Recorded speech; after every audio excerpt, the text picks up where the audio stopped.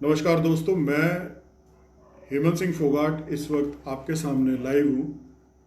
और मेरी एक रिक्वेस्ट है आपसे कि अगर आपको मेरी बात ठीक लगे और आप मेरी बात से सहमत हो तो आप मेरे पेज को, यूट्यूब पेज को जरूर सब्सक्राइब करें। I would be thankful to you.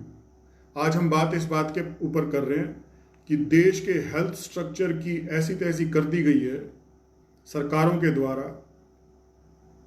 तो इसका दोषी कौन है? क्योंकि आज़ादी से लेके आज तक भारत में हेल्थ सेक्टर को नेग्लेक्ट किया गया है, मतलब इसको नज़रअंदाज किया गया है। हमेशा हेल्थ सेक्टर को जब से देश आज़ाद हुआ है तब से लेके आज तक नेग्लेक्ट किया जा रहा है। और आज भारत, जब कोरोना की महामारी देश पर आई हुई है, तो देश की जनता इस चीज की कीमत भी चुका रही है कि हेल्थ सेक्टर कमजोर होने की वजह से, हेल्थ केयर इंफ्रास्ट्रक्चर ना होने की वजह से देश में आज देश की जनता जो है कीमत चुका रही है, देश कीमत चुका रहा है। और हमारे देश में जब से हमारे लोकतंत्र ने होश संभाला है आजादी के बाद से, हमारे देश में एक दस्तूर रहा है, हम महामारियों को बड़े इत्मीनान से डील करते हैं। ना हमारे में कोई खौफ होता है, ना हम कोई जल्दबाजी में होते हैं, और बड़े ही बिना किसी तैयारी के महामारियों का, पेंडेमिक का सामना करते हैं। बड़ा अजीब लगता है कि इतना इत्मीनान किस बात का होता है सरकारों में। आज़ादी से लेके आज तक कितने ही पेंडेमिक्स आए, आपका पोलियो, एड्स, पोलियो अभियान, टीकाकरण सालों साल चलता रहा। एड्स की महामारी आई, उसके लिए कोई दवाई नहीं थी, कोई इलाज नहीं था, सिर्फ एक नारा था, सुरक्षित सेक्स ही एड्स से आपको बचाएगा। तो हमारे देश में बड़ा इत्मीनान है, बेफिक्री है महामारियों को डील करने की। अभी देश में अभी भी हाहाकार मचा हुआ है बेड्स के लिए, आईसीयू बेड्स के लिए, दवाइयों के लिए, ऑक्सीजन के लिए, जबकि कोरोना के केसेस कम होने लग रहे हैं। लेकिन केसेस कम हो गए, लेकिन फिर भी हाहाकार मचा हुआ है, मांग कम नहीं हो रही। इसका कारण क्या है? कहीं ना कहीं तो कोई गड़बड़ है इस सिस्टम के अंदर। अभी दूसरी लहर जो है भारत की जनता पे अपना कहर बरपा रही है। दूसरी वेव जो है कोरोना की, वो अपना कहर बरपा रही है। और दूसरी वेव खत्म नहीं हुई है, लेकिन तीसरी वेव आने के लिए लोगों ने, बड़े बड़े इकोनॉमिस्ट्स ने, हेल्थ डिपार्टमेंट के अफसरों ने घोषणा कर दी है, साइंटिस्टों ने, कि तीसरी लहर भी भारत में आने के लिए रास्ते में है। इधर उधर कहीं भटकी हुई है, लेकिन जल्दी भारत में आके खड़ी हो जाएगी। यानी कि भारत की जनता को अभी और दुर्दशा देखनी है हाहाकार के माध्यम से। अभी देश की जनता को और ज्यादा टॉर्चर होना है। कोरोना अभी और प्रताड़ित करेगा देश की जनता को। लेकिन इस सब का दोषी कौन है? सवाल यह खड़ा हो जाता है। तो लोग कहते हैं कि इस सब का दोष गवर्नमेंट ऑफ इंडिया को जाता है, भारत सरकार को जाता है। लेकिन जब हम दोष भारत सरकार के ऊपर डालते हैं तो हमें निष्पक्ष होकर यह भी बात सोचनी पड़ेगी कि भारत में हिस्टोरिकल बैकग्राउंड जब हम चेक करते हैं, लोकतंत्र से लेके आज तक, जब लोकतंत्र बना तब से लेके आज तक, हम क्या पाते हैं कि किसी भी पार्टी की सरकार रही, चाहे वो कांग्रेस थी, चाहे वो अटल बिहारी वाजपेयी जी की सरकार थी, चाहे वो विश्वनाथ प्रताप सिंह की सरकार थी, चाहे वो आपके चंद्रशेखर जी की सरकार थी, चाहे चौधरी चरण सिंह रहे प्राइम मिनिस्टर, कोई भी पार्टी, कोई भी नेता सत्ता में रहा, हेल्थ सेक्टर हमेशा नेग्लेक्टेड रहा।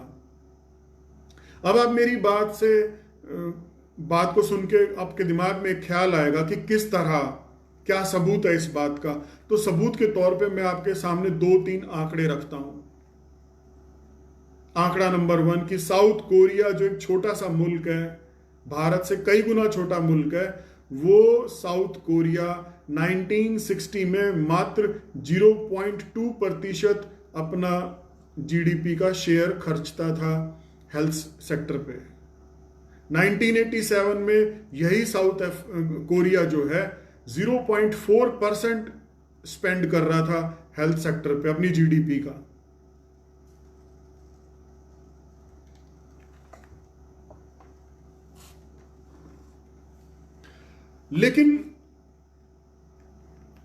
लेकिन जब 2018 आया तो यही साउथ कोरिया 7.6% अपनी जीडीपी का हेल्थ सेक्टर पे खर्च कर रहा है।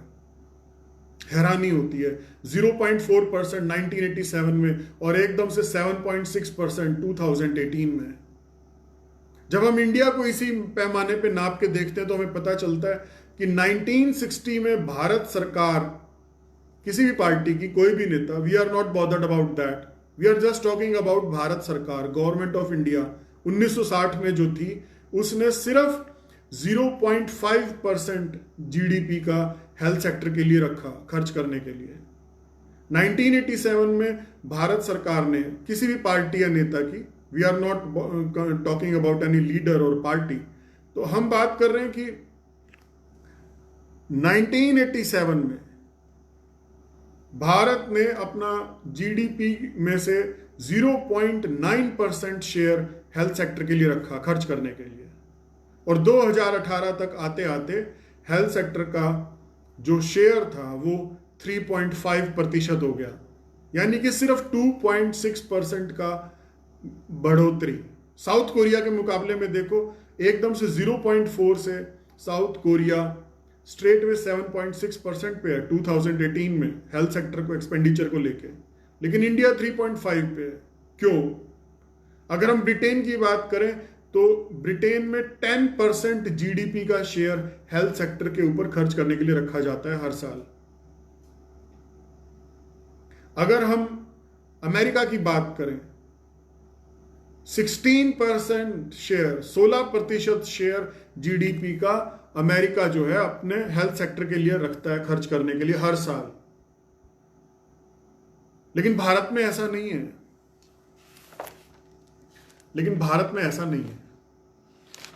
अब गौर करने वाली बात एक और है, आपके सामने मैं रखना चाहूंगा, कुछ मेन पॉइंट्स रखना चाहता हूं ताकि आप और हम एक निष्कर्ष पर आ सके कि दोषी कौन है इस हेल्थ सेक्टर को निगलेक्ट करने में, क्यों हमारे देश का हेल्थ सेक्टर पिछड़ गया। तो उन रीजंस पे हम बात कर रहे हैं, उन बिंदुओं पे हम बात कर रहे हैं। जब हम टटोलते हैं चीजों को और थोड़ा गहराई से कि कानूनी रूप से ये हेल्थ सेक्टर किसके अंडर आता है, तो हमें पता चलता है कि public health is a state matter, यानी कि राज्यों के अंडर आता है ये हेल्थ सेक्टर का डिपार्टमेंट। अब हम देखते हैं कि हेल्थ सेक्टर पे खर्च कम क्यों हो रहा है। वो कम इसलिए हो रहा है क्योंकि स्टेट्स जो हैं वो फंडिंग के लिए मोहताज रहते हैं। स्टेट्स के पास फंडिंग नहीं होती सरप्लस कि वो हेल्थ सेक्टर पे भी खर्च कर सके अनाप शनाप। उनके पास जिम्मेवारियां बहुत सारी होती हैं और अर्निंग कम होती है टैक्सेस से। तो स्टेट जो होता है, जो भी स्टेट, इंडिया का कोई भी राज्य, वो केंद्र सरकार की तरफ टकटकी करके देखता है कि हजूर कुछ स्टेट को फंडिंग दो तो राज्य में रहने वाले लोगों का भला कर सके किसी स्कीम के द्वारा, योजनाओं के द्वारा। तो स्टेट हमेशा केंद्र की तरफ देखता है फंडिंग के लिए, और सेंटर फंडिंग करता है और स्टेट फिर कुछ करता है। अभी 35,000 करोड़ रुपए का एक बजट निर्मला सीतारमन ने रखा था, लेकिन अफसोस होता है जब एक किसी ने आरटीआई डाली और पता करा कि 35,000 करोड़ रुपए जो हेल्थ सेक्टर के लिए रखे गए उसमें से कितना खर्च हुआ, कितना वैक्सीन के लिए दिया गया, कितना कैसे क्या किया गया, तो पता चला कि निर्मला सीतारमन ने कुछ खर्च ही नहीं किया उस 35,000 करोड़ में से। तो ये भी एक कारण है जो बताता है कि नेग्लेक्टेड है हमारे देश का हेल्थ सेक्टर सरकार के द्वारा। घोषणाएं होती हैं लेकिन खर्चा नहीं होता, फंडिंग नहीं होती उन घोषणाओं के ऊपर, तो मामला गड़बड़ा जाता है। ऑक्सीजन प्लांट्स, मोदी जी ने घोषणा की थी कि मैं 150 के आसपास ऑक्सीजन प्लांट्स सेटअप करूंगा देश में, जब फर्स्ट वेव से हम बाहर निकले थे उस वक्त। लेकिन उसमें से सिर्फ 40-45 ऑक्सीजन प्लांट्स का अमली जामा पहना करके उनको आगे बढ़ाया गया। तो ये फंडिंग की लैकिंग की वजह से, हेल्थ सेक्टर को नेग्लेक्ट करने की वजह से ये सब डिले होता है और जनता फिर भुगतती है। अभी मैं आपके सामने एक बात और बोलता हूं। हम सब 2020 में देख रहे थे कि इटली और न्यूयॉर्क, अमेरिका का एक बहुत बड़ा शहर है न्यूयॉर्क, इटली और न्यूयॉर्क में हाहाकार मचा हुआ था 2020 के अंदर जब कोरोना की फर्स्ट वेव आई। इटली में और न्यूयॉर्क में ना तो वेंटिलेटर थे, ना ऑक्सीजन थी, ना आईसीयू बेड्स थे, और इतने विकसित देश पूरे वर्ल्ड के सामने चकराए हुए दिख रहे थे और सब हैरान थे कि जब इन विकसित देशों का ये हाल हो गया कोरोना की वजह से और हेल्थ सेक्टर चरमरा गया इन विकसित देशों का जो 10% या 16% शेयर खर्च करते हैं हेल्थ सेक्टर पे अपनी जीडीपी का, उनको चक्कर आ गए। तो पूरा वर्ल्ड हैरान था ये सोच सोच के कि हमारी बारी आएगी तो क्या होगा। तो वही चीज मैं आपके सामने रखना चाहता हूं कि एक तो भारत का हेल्थ सेक्टर हिस्टोरिकली जब से लोकतंत्र बना है हमारे देश का 1947 से लेके आज तक नेग्लेक्टेड चल रहा है हमारे देश का health sector. From the beginning health sector neglected है, राम भरोसे छोड़ा हुआ है। कोई जिएगा तो जी जाएगा, कोई मरेगा तो मर जाएगा, जिसके भाग्य में जो होगा वो हो जाएगा। तो हम भाग्यवादी विचारधारा को हेल्थ सेक्टर पे लागू करे बैठे हैं। तो जिस हेल्थ सेक्टर को हमने कभी ध्यान से गौर से डेवलप करने की सोची ही नहीं, प्राथमिकता ही नहीं दी, तो कोरोना जब हमारे देश में आए और हेल्थ सेक्टर चरमरा जाए तो हैरानी किस बात की। क्योंकि जब हम ये देखते हैं कि अमेरिका जैसा देश जो 16% जीडीपी का खर्च कर रहा है हेल्थ सेक्टर को डेवलप करने में, मेंटेन करने में, सुविधाएं देने में, वो चकरा गया, तो फिर भारत तो उसके सामने कुछ है ही नहीं, चकराना निश्चित है। हेल्थ सेक्टर चरमराना, लोगों का हाहाकार कोरोना की सेकंड वेव की वजह से, मौतों का होना, बनारस के घाटों का शवों से भर जाना, ये तो फिर कोई खास बड़ी बात नहीं है। क्योंकि हम लोगों ने तैयारी करी ही नहीं, देश ने तैयारी करी ही नहीं। हम लोगों ने कभी इंफ्रास्ट्रक्चर क्रिएट किया ही नहीं, हेल्थ सेक्टर का फंडिंग की ही नहीं।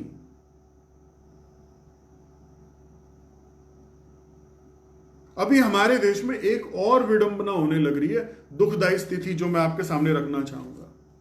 अभी देश का हाल ये है कि देश में जितने भी 5 स्टार टाइप हॉस्पिटल्स हैं, बड़े बड़े, जो दावा करते हैं कि उनके वहां पर 5 स्टार फैसिलिटीज हैं, कोरोना की महामारी में ये 5 स्टार हॉस्पिटल्स भी सिर्फ एक होटल बन के रह गए हैं, क्योंकि इनके पास ऑक्सीजन, वेंटिलेटर, आईसीयू बेड है। इसके अलावा इनके पास ना कोरोना की दवाई है, ना कोरोना का कोई इलाज है, सब कुछ राम भरोसे। और ऊपर से इनकी भारी भरकम फीस है, जिन फीसों को अदा करने के बाद अच्छों की हवा गुम हो जाती है।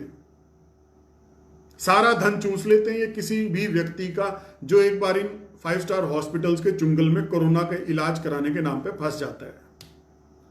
और रियलिटी में इन 5 स्टार होटल्स के हॉस्पिटल्स के पास सुविधाओं के नाम पे सिर्फ वेंटिलेटर, ऑक्सीजन और एक अच्छा सा कमरा होता है। इलाज विलाज कुछ नहीं है, कोई हेल्थ मॉडल ये फॉलो नहीं करते। तो हमारे देश को जरूरत है कि जिस तरह से मोदी जी ने तीनों सेनाओं का एक प्रमुख बना दिया, chief of all the army staffs, army, navy, air force का एक चीफ बना दिया रावत साहब, वो देश की सुरक्षा को लेके अपना निचोड़ देता है, देश के मुखिया को, प्रधानमंत्री को, राष्ट्रपति को। ऐसे ही एक बेसिक हेल्थ केयर मॉडल देश में बनना चाहिए, और उस हेल्थ केयर मॉडल का संचालन कोई देश में एक वो व्यक्ति करे जो हेल्थ का इंचार्ज हो, फुली इंचार्ज, वो बताए हर एक को कैसे क्या करना है और देश उसकी पालना करे। जैसे अमेरिका में एक डॉक्टर फूसी हैं, फ्यूसी, उसी तरह से भारत में भी कोई होना चाहिए।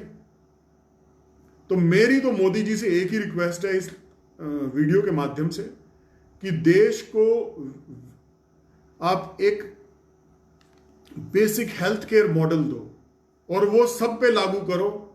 नियमावली जो मॉडल के नाम पे बने वो सब पे लागू करो और सख्ती के साथ लागू करो, तभी इस देश का कल्याण हो सकता है। पहले जो हुआ उसको छोड़ो। अभी मोदी जी से रिक्वेस्ट है कि आप ज्यादा से ज्यादा हेल्थ केयर सेक्टर पर ध्यान दें, इसको नेग्लेक्टेड ना होने दें। इतनी सी बात कहने आया था। मेरी बात ठीक लगे तो इसको, मेरे चैनल को, यूट्यूब चैनल को सब्सक्राइब कर लीजिएगा, इसको शेयर कीजिएगा वीडियो ज़्यादा से ज़्यादा, और दूर दूर तक इस बात को पहुंचाइए जो मैंने आपके साथ डिस्कस की है। बहुत बहुत धन्यवाद। यूट्यूब चैनल को सब्सक्राइब कर लीजिएगा, मेरे यूट्यूब चैनल को। I would be thankful to you. जय हिंद। थैंक यू आप सबका मेरे साथ जुड़ने के लिए। धन्यवाद आपका। Thank you.